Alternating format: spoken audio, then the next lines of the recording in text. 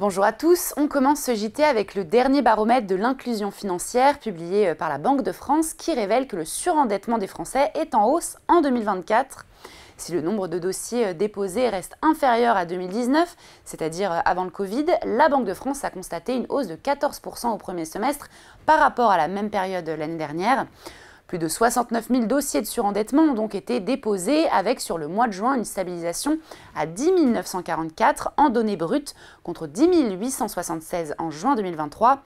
La Banque de France indique également que ce sont les femmes qui représentent la majorité des personnes en situation de surendettement et que près de la moitié sont âgées de 35 à 54 ans. A noter que ce sont principalement les dettes liées aux charges courantes qui pèsent sur les budgets des ménages avant les crédits à la consommation. Et on poursuit avec le marché immobilier qui pourrait bien avoir touché le fond de la piscine et qui s'apprête à reprendre des couleurs. Et oui, si la baisse des prix semble enfin se confirmer après plusieurs mois de tension, le nombre de ménages souhaitant acheter un bien immobilier cesse enfin de baisser selon une nouvelle note de conjoncture de l'INSEE. Si le nombre de projets d'achat n'a cessé de baisser depuis 2022 du fait de la hausse des taux de crédit, la chute libre semble enfin terminée avec une stabilisation des intentions d'achat entre 7 et 8% depuis la mi-2023.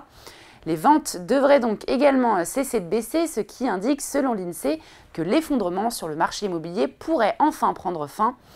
Pour rappel, les ventes dans l'ancien ont connu une baisse record de 23% en 2023, la plus forte chute observée depuis un demi-siècle.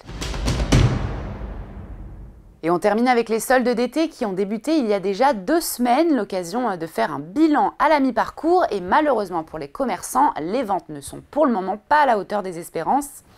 Et oui, le secteur n'a pas de quoi se réjouir car les Français ne semblent pas au rendez-vous et ce, pour plusieurs raisons évidentes. La météo défavorable bien sûr et évidemment les élections législatives anticipées qui expliqueraient en partie le manque d'intérêt des Français qui n'ont pas la tête à consommer. Une situation particulièrement préoccupante selon la Fédération nationale de l'habillement qui rapporte une baisse du chiffre d'affaires du secteur alors que ces périodes de soldes sont justement l'occasion de remplir les caisses et écouler les stocks. Si pour rappel, les soldes doivent normalement prendre fin le 23 juillet, les professionnels du secteur s'interrogent donc sur la pertinence des dates choisies et appellent à décaler les soldes à la fin de l'été. Et voilà, Parlons Cash l'hebdo, c'est fini. On se retrouve la semaine prochaine sur Boursorama.